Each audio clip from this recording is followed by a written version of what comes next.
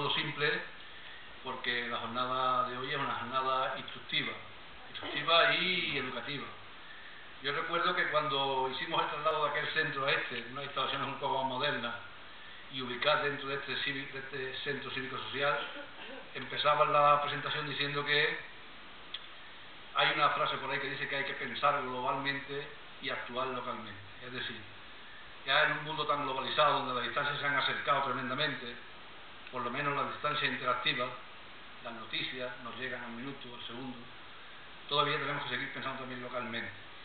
Y que este invento maravilloso que es Internet, que son las nuevas tecnologías, tiene también contrapartidas que tenemos que saber contrarrestar con eficacia.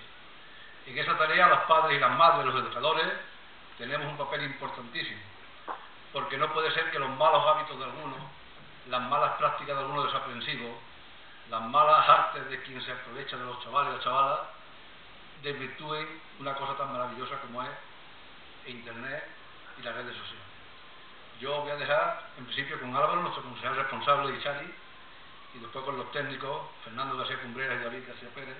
Me he quedado con los nombres en un minuto, que son los que os van a dar una lección magistral de cómo tener presente estos problemas que pueden surgir con Internet y cómo usarlo siempre con eficiencia y sobre todo, con mucha delicadeza. Muchas gracias y nos vemos.